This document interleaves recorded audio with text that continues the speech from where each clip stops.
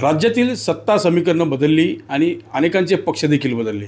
शिर्डी लोकसभेमध्ये देखील असंच चित्र आहे. जे एकमेकासमोर उमेदवार उभे होते 2019मध्ये ते आता सोबत प्रचार करताना दिसत आहेत. आपल्यासोबत आहेत माजी आमदार भाऊसाहेब कांबळे आणि विद्यमान खासदार सदाशिवराव लोखंडे. खरं बघितलं तर 2019मध्ये काँग्रेसच्या तिकिटावर भाऊसाहेब कांबळे हे उमेदवार होते आणि शिवसेनेकडून सदाशिवराव लोखंडे हे उमेदवार होते. तब्बल 1,32,000च्या मताधिक्यानं भाऊसाहेब कांबळे यांचा पराभव झाला होता. आता मात्र सोबत फिरत असल्यामुळं आता लोखंडेच्या पारड्यात ते आपले किती मतं टाकतात ते पाहणं गरजेचं आहे. तुम्हाला 2019मध्ये 3 लाखाहून अधिक काही मतं होती. किती मतं होती आणि काय वाटतं आता ती मतं लोखंडेंच्या पारड्यात पडतील का? नक्कीच पडेल. 3,70,000 मतं होते. त्यामध्ये साधारण साहेबांना मला वाटतं 1,20,000चा डिफरन्स होता आमच्यामध्ये. तर माझे जी मतं कमी आहेत पडलेले मला ते त्यांना निश्चितपणे वाढेल. 1 लाखाचा जो मतं आहे त्यांना निश्चितपणे वाढेल.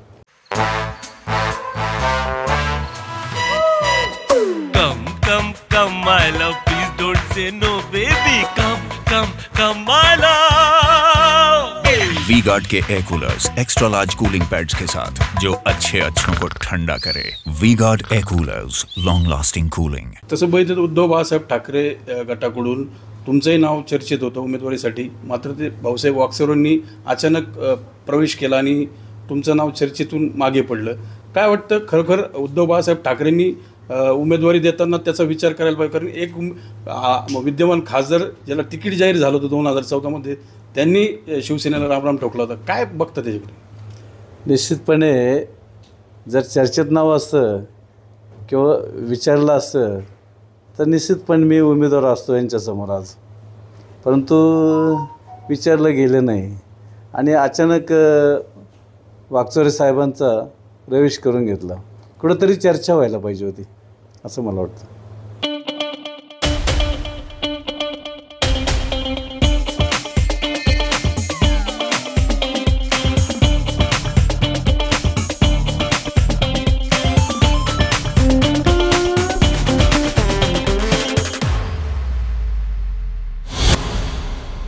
मुख्यमंत्री एकनाथ शिंदेंचे जर आपण बघितलं तर एक वेगळी राजकीय समीकरणं जुळवण्याचा प्रयत्न या लोकसभेत होताना दिसतो. कारण भाऊसाहेब कांबळेंना देखील आता शिवसेनेत स्थान मिळालेलं आहे.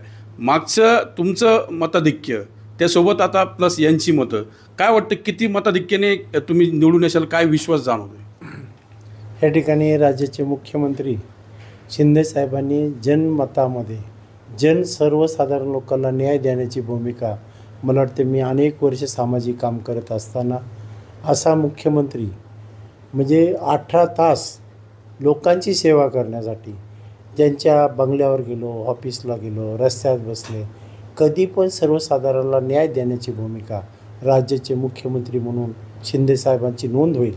त्याचं एकमेव कारण आहे शिंदेसाहेबांना वशिला लागत नाही आणि शिंदेसाहेब पॉझिटिव्ह. अनेक विरोधक जरी असेल त्यांचं काम करण्याची भूमिका, सत्ताधारी असेल किंवा विरोधात असेल किंवा वंचित असेल त्याला न्याय देण्याची भूमिका शिंदेसाहेबांनी ठेवल्यामुळे सर्वसाधारण मुख्यमंत्री हा महाराष्ट्रामध्ये लाभलेला आहे.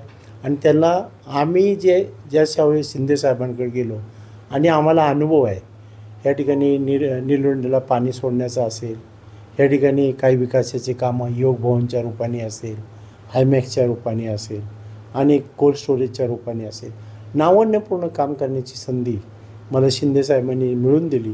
त्यामुळे शिंदेसाहेबांना जनमतातला नेता त्या ठिकाणी निर्माण त्यांनी केलेला आहे आणि त्याचा लाभ मला येणाऱ्या 2024च्या निवडणुकीमध्ये त्याचा लाभ आणि मोदी साहेबांचं केलेलं काम आहे, ज्या आरोग्याच्या संदर्भात असेल, जलजीवन मिशन असेल, मोफत अन्न असेल, या ठिकाणी नॅशनल हायवेची कामं असेल, रेल्वे रुंदीकरण असेल, रेल्वे स्टेशन असेल, अशा अनेक योजना आहे त्या केंद्र शासनाने इम्प्लिमेंट करताना ह्या ठिकाणी मी खास करून शेतकऱ्यांच्या संदर्भात महाराष्ट्राचं एकमेव राज्य आहे की या शेतकऱ्याला न्याय द्यावा. मी संगमनेर तालुक्यामध्ये पीक विम्याच्या संदर्भात उल्लेख करेन. 4,200 शेतकऱ्यांनी ₹1 अगोदर फक्त 4,200 शेतकऱ्यांनी पीक विमा उतरवला होता. पण ज्यावेळेस शिंदेसाहेब देवेंद्र फडणवीस साहेब असेल, ह्या ठिकाणी अजितदादा पवार साहेब असतील, ह्यांच्या सरकारने एकदा निर्णय घेतला आणि त्यांनी सांगितलं शेतकऱ्याला न्याय मिळाला पाहिजे आणि 1 रुपयाचा पीक विमा हे संगमनेर तालुक्यात 95,000 शेतकऱ्यांनी त्या ठिकाणी उतरवलं आणि म्हणून शेतकऱ्याला न्याय देणारी भूमिका त्यांनी राज्याने देखील केंद्राने 6,000 रुपये देताना किसान सन्मान योजना राज्याने देखील 6,000 रुपये दिलेले आहे आणि म्हणून काही ठिकाणी कांद्याचा विषय आहे की कांद्याला न्याय दिला पाहिजे. आम्ही देखील कांदा उत्पादक शेतकऱ्याला न्याय मिळावा म्हणून आम्ही पियुष गोयल साहेब असतील केंद्राकडे लक्ष वेधण्यासाठी आम्ही त्यांची भेटी घेतल्या.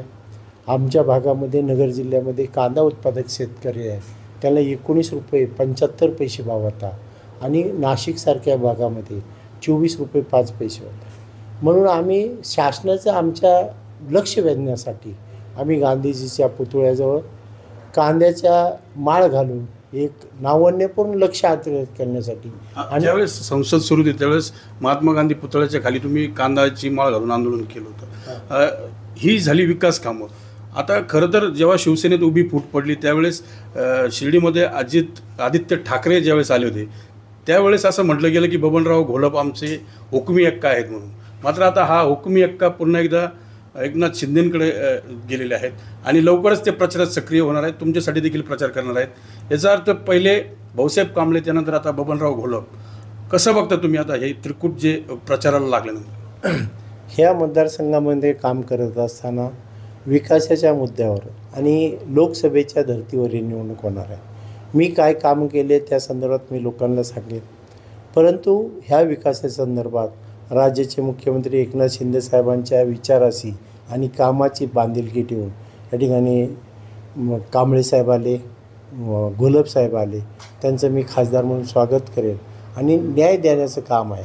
शिंदेसाहेब राज्याच्या जनतेला आणि सर्व महायुतीला देण्याचं काम शिंदेसाहेब करतात. त्यामुळे हे तर लोकशाही पद्धतीचा अधिकार आहे आणि म्हणून केलेल्या कामाची पावती म्हणून लोक आणि PM साहेबांना 3ऱ्या वेळेस देशाचे पंतप्रधान नरेंद्र मोदी साहेबांना ह्या शिर्डीची जनता या ठिकाणी पुन्हा निवडून देण्याचं सज्ज आहे. त्यामुळे एक लोकसभेमध्ये पुन्हा मोदी साहेबांना मत देण्यासाठी शिर्डीची जनता एक मत या ठिकाणी शिर्डीचा खासदार म्हणून लोकसभेमध्ये जाईल याला मला 100% आशा आणि विश्वास आहे.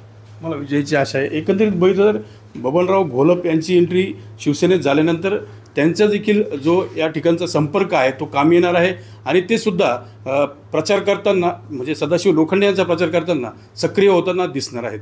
मनोज गाडीकर, TV9 मराठी, शिर्डी, अहमदनगर.